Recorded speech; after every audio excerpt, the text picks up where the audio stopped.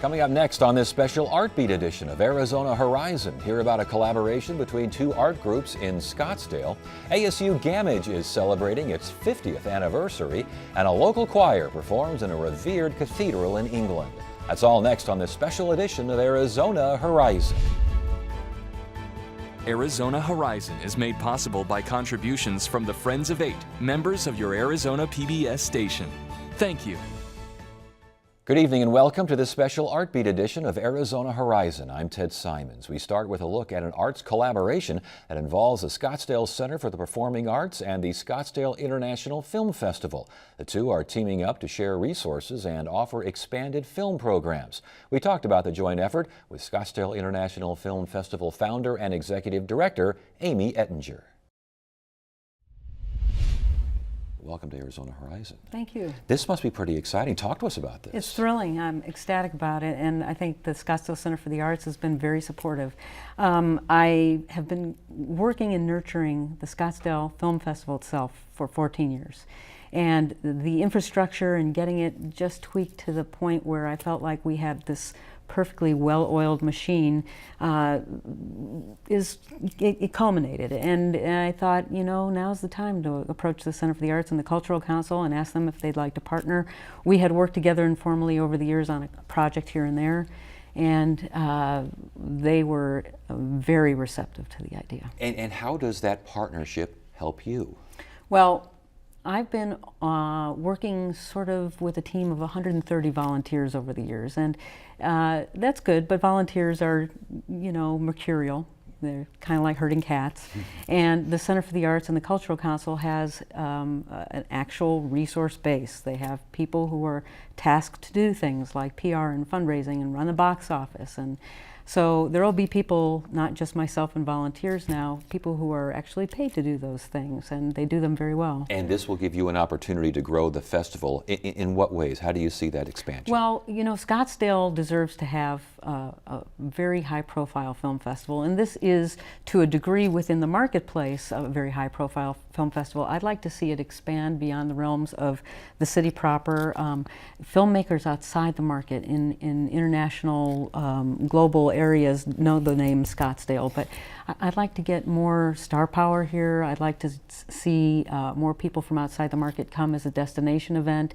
It started out as just a little local homegrown thing for people to do in their backyard, but I think that the city and the festival deserve to grow. And the festival, again, this year starts October 9th, correct? Yes. 5-day festival still? Yes. Will that partnership start next year? So the partnership starts January 1st. Okay. But we are holding our opening night at the Center for the Arts, which is Thursday, October 9th. It's all day the 9th, and then the opening night film is also there. And that's one whole day of programming at the Center for the Arts, and then we move to the Harkin Shea 14. When it comes to, and you curate these festivals, and when it comes to international films, what do you look for? I mean, what makes an international film that you think fits in Scottsdale? It's an excellent question. It's not so much about whether or not it fits in Scottsdale. It's looking for a balance, and it always has been, between ethnicities and religions and genres, you know, comedy, drama, documentary. I want somebody to sit there and say, I'd like to travel to that place. And it took me a long time to break outside the bounds of these smaller films that made people want to go to Patagonia or to Bhutan or Burkina Faso. And I finally started bookending the festival with big Hollywood studio releases to bring in new audiences, because it was a way to lure them there to see the smaller films. Yeah.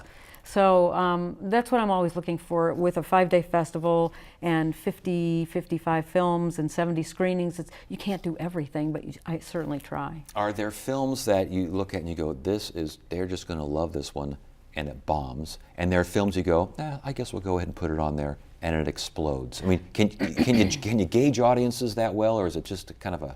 No, I think at least the audience that comes to this festival, I think I've got them pegged pretty well now, and I usually know what's going to do very well, and I usually try not to put in anything I think is going to bomb.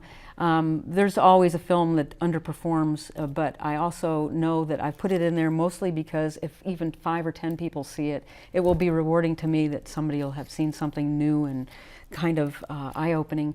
But for the most part, what I'm trying to do is to keep people coming back. Mm-hmm. So I think a serve up a lot of films that are accessible to different core groups of people. So And- there's blocks programming, for instance. Okay, so basically it's not, and you don't want to run the same kind of film over and over and over again, obviously. No, not at all. Harkins Theater, you still working with them? But yes, at the Shea 14. And that will continue after the collaboration? Yes, it will. Okay. They can't do it without the Harkins Theater because they only have one screen over at the Center for the Performing Arts right now. But Yeah. we hope to change that. And I'm hoping to do a film series that will last throughout the course of the year over at the Center for the Arts too. That's part of the plan. I was going to say, for a year-round now event, for year-round changes for you in the festival, I mean, what happens? Well, more programming, more festivals? I mean, what's going to happen? Well, I have been doing a Discovery film series for them for the last several seasons, and that's sort of like a seedling for what I'd like to see happen, which would be to have a series of films that run all year long that are maybe retrospective, maybe repertory, working with some of the interesting departments, for instance, CSI, that's what they call themselves over at ASU, the Center for Science and Imagination. We're working on something that we think is going to be really neat having to do with Frankenstein. So there's a whole Frankenstein 100-year celebration that's coming up. So that's the sort of thing I think people can look forward to, is us tapping into the popular culture, you know, a vein of sorts, Yes. for an ongoing period of time. Plus, the Center for the Arts celebrates its 40th anniversary next year, so we should do something around that, and it'll be our 15th. Well, congratulations on this, and good luck, and we'll look forward to seeing the Scottsdale Film Festival expanding. Thank you. Thank you. ScottsdaleFilmFestival.com. There, all right, very good, thank you. Next up, the story of a well-known arts venue in the Valley. ASU Gamage is celebrating its 50th anniversary. Producer Shauna Fisher and photographer Scott Olson show us how an ambitious idea became an Arizona icon. As the story goes, Grady Gamage, then president of ASU, had a dream. His good friend and architect, Frank Lloyd Wright, had a plan. And together, they built Gamage Auditorium. Grady Gamage Jr. turned the first shovel of dirt on the site near Apachean Mill and says his dad had a very lofty reason for wanting the auditorium. And I think he felt that it was critical to have both a place where the students could come together and could do performances and could kind of celebrate the life of the university, and a place where the community from outside ASU could come and interact with the university. And I think he saw this building as a linchpin in those relationships. The circular building that some say resembles a birthday cake was an ambitious design by Wright, but a recycled one. Back in his office, he had this design he had done for an opera house in Baghdad, which was to go on an island in one of the rivers. I don't know whether it was the Tigris or the Euphrates, but one of the rivers, with arms going to each bank. So, and Wright's a smart guy. He's thinking, I have a plan that I think I can adapt a little bit and use at that spot in Tempe. Sadly, both Wright and Gamage passed away before construction began in the early 60s. Gamage's widow, Catherine, worked tirelessly to keep his dream going. Wright's protege, John Rattenbury, took over. Rattenbury says while Gamage is stunning to look at, its greatest feat is the pitch-perfect acoustics inside. That's kind of a miracle in a way, because when we build an auditorium today, we have all sorts of equipment. They make models, and they have tiny microphones, and they go through all of this adjusting. None of that happened for the Gamage Auditorium. Rattenbury recalls opening night at Gamage. Conductor Eugene Ormandy and the Philadelphia Orchestra had just finished, and Ormandy addressed the audience. Ladies and gentlemen, we'd like to thank you. And I'd like to say that this is the second best hall we've ever performed in. And there was kind of a silence. And then he smiled and he said, if I told the truth, they'd throw me out of my own hall. Part of what makes the acoustics so terrific is the balconies are not anchored to the back wall, so sound travels under and then over the audience. It's an engineering marvel, and as a result, performers love Gamage. Colleen Jennings Rogensock is the creative force behind Gamage. Under her leadership, Gamage has hosted countless musical acts, presidential debates, and the state funeral for Senator Barry Goldwater. Her greatest achievement, perhaps, is the popular Broadway series. Well, I will tell you, one of the things that's so amazing about determining and curating what a season looks like is a lot of it is alchemy. Like, I don't have like this formula in my head. It's alchemy. And Gamage is a force. It's living and it's breathing. And if you say Gamage, people's eyes light up and they remember their first date, or they remember coming here with their grandmother. The theater is held up by 50 pillars and is designed as a giant circle with 2 pedestrian bridges that branch off to the parking lot. The circle motif continues from the architectural details to the carpet design, which was taken from a tie in Wright's closet. Gamage stands 8 stories tall and took 25 months to build at a cost of nearly $2.5 million. It seats 3,000. Grady Gamage Jr. says he loves to sit in the grand tier, but the place closest to his heart. The VIP gallery out here is named after my mom, and that's my favorite spot. And 50 years later, Grady Gamage Jr. says his dad would be thrilled that the auditorium that bears his name has stood the test of time. I think he would be enormously pleased that this long after it was built, this building remains such a vital piece of the university and the community, and such a representation of the relationship between the university and the community. He couldn't have a better monument, I don't think, that would make him feel any better. ASU Gamage's upcoming shows include Chicago and Phantom of the Opera. Expand your horizon with the Arizona Horizon website. To get there, go to azpbs.org. Click on the Arizona Horizon tab at the top of the screen. Once there, you can access many features, watch interviews by clicking on the video button. You can also find out what's on Arizona Horizon for the coming week. If you would like an RSS feed, a podcast, or want to buy a video, that's all on the website too. Want to learn about specific topics like immigration or the legislature? You can visit our special web sections. Show your support for Arizona Horizon at azpbs.org/Arizona Horizon. We now look at how the Arizona Opera is returning to financial health while expanding its repertoire. Ryan Taylor is Arizona Opera's General Director. Thanks for being here. Is this the first season now for the new administration? This group led the company last year, but the season had been planned before we really launched into action. So this is the first artistic season planned by this group of folks. Yeah. And what is being emphasized? Well, we've launched a new artistic initiative called Arizona Bold, and it basically is helping us focus a portion of our repertoire and direct it to communities that have traditionally been less served by opera in general, which is a European art form, and we're expanding our horizons a little bit. I was going to ask, how do you build a larger audience for such an established art form? People who don't know a thing about classical music think they know about classical music.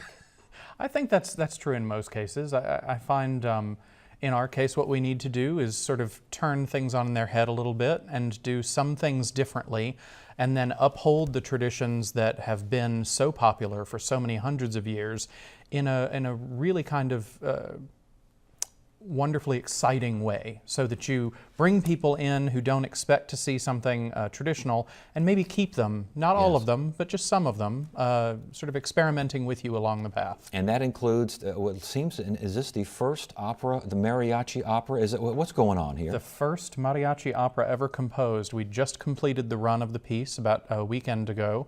This was a piece called Cruzar la Cara de la Luna, written by Pepe Martinez, who is the leader of Mariachi Vargas, and Leonard Folia, brilliant Broadway director and now librettist, who wrote the book for the piece. And we have a really short clip here of, again, this is opera, but it's mariachi in there as well. It is. It's very interesting. Let's go ahead and take a look. Yeah.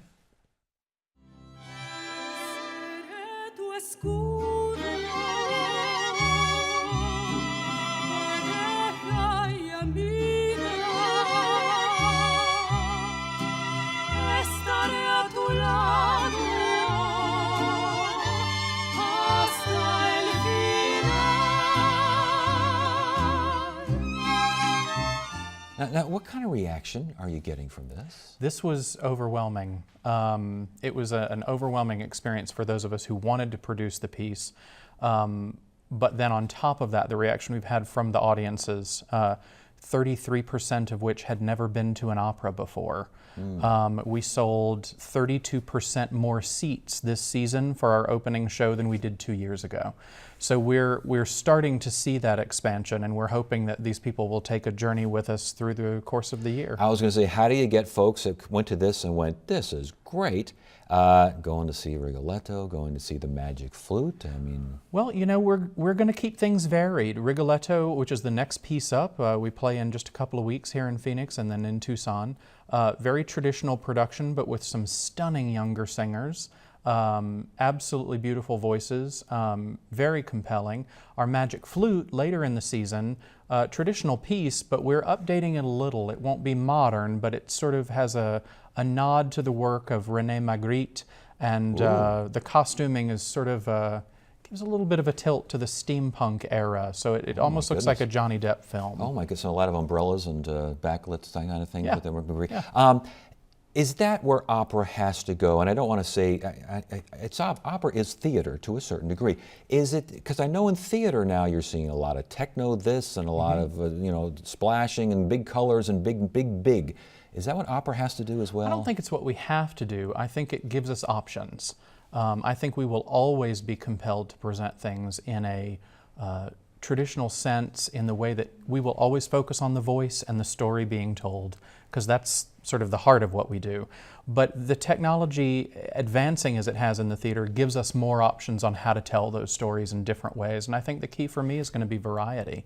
Interesting. Let's talk about the budget deficit now. What's going on over there? How's that holding up? You know, the budget so far is riding really well this year. When I came into the company, we had about $3.5 million of accumulated debt. We've now got that down to just over $1 million, and I hope in the next few days we'll be signing a deal with a new corporate partner that will allow us to reduce that significantly more. And with the campaign, if it goes successfully, to raise money to support these works within the Arizona Bold initiative, 4 years' time, we'll be looking at a much healthier, much stronger organization. Did much have to change operationally to get that debt down? I think artistically and operationally it was a bigger challenge internally than it would be publicly. We did make significant changes in how we do business, but from the audience perspective, I hope that you won't be able to see anything except further improvement. As far as internally is concerned, you have to work on morale when you do things like that, don't you? Yes. We do. And how did that come out? It's going really well. We have a terrific team of people in place. Our board is incredibly supportive of this administration and of the staff, and it's kind of a joy to see everybody pitching in. They're working overtime and many more hours than we're paying for, and doing it happily, I think. So things have moved from A to B, and you're optimistic about that. Yeah, we're on the way to C. Yeah, here we go. Last question. We've got about a minute left here. I always like to ask this whenever we have someone from the fine arts here. Tips for a novice going to their first opera, and not a mariachi opera. Right. I'm talking about Right. the Rigolettos of the world. Tips. What do you do? What do you watch for? What do you concentrate on? You know, for me, it's all about the story. You're going to understand it because there are always translations broadcast, like you're watching a foreign film. You'll always know what's going on. But for me, the key is knowing a little bit about the story before you get in the hall, because then you're not as reliant on the translations. You can really just sit and enjoy the story and the music.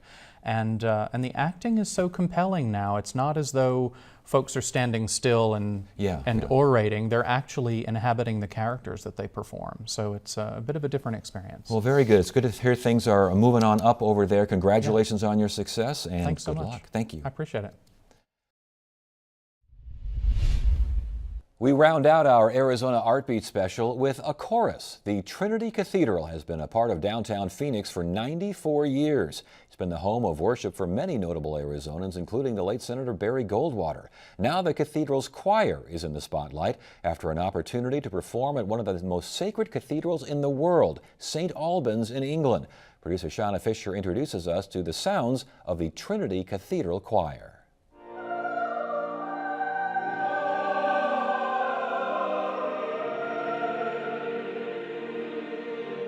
The Trinity Cathedral Choir has a lot to sing about. This summer, they were invited to be the choir in residence at St. Albans Cathedral in England. It was wonderful because that meant that we were deemed a good enough choir to handle an Anglican cathedral set of services for an entire week. Choir leader Eric Lindstrom says it was a long journey to get from Arizona to England, 2 years of fundraising and everyday practices. Choir member Carrie Ginger says all of the extra effort was truly worth it. One thing that was really special for me was experiencing the Anglican tradition in its original environment. So for an Episcopal choir to go and experience what it's like to sing in a beautiful cathedral, much older than any building we have in modern Phoenix, it was very special. Located just north of London, St. Albans Cathedral is the oldest site of continuous Christian worship in England. St. Albans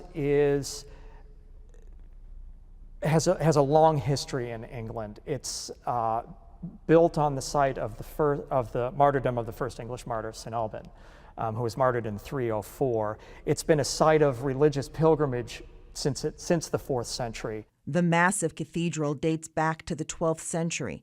Tenor Greg Ewart says most cathedrals in England have similar architecture, but St. Albans is different. There were the beginnings of it that had been made from the brickworks of the old Roman city that used to be there. You could see parts where a wall had fallen over and the next guy who built it wanted to put his stamp, so the style in this section of wall is different from the style in the wall next to it. We don't have anything in the States that really compares to that. It's a gorgeous space, and the music that we sing here was originally intended for cathedral spaces. And so when you walk in and you actually sing it there, the music makes sense.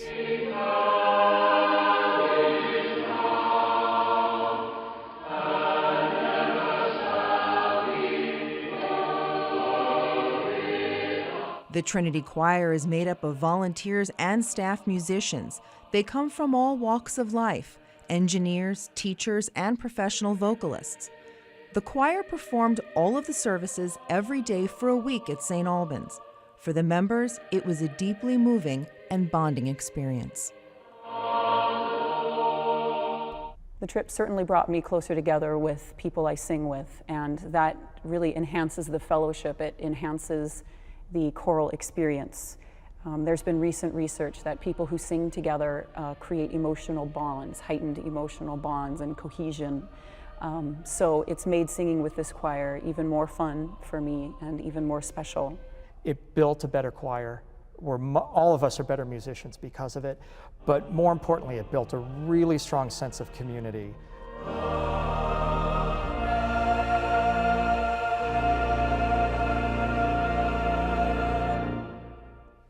The Trinity Cathedral Choir gives free performances throughout the year. That is it for now. I'm Ted Simons. Thank you so much for joining us on this special Artbeat edition of Arizona Horizon. You have a great evening. If you have comments about Arizona Horizon, please contact us at one of the addresses on your screen. Your comments may be used on a future edition of Arizona Horizon. Thank you. Arizona Horizon is made possible by contributions from the Friends of Eight, members of your Arizona PBS station. Thank you.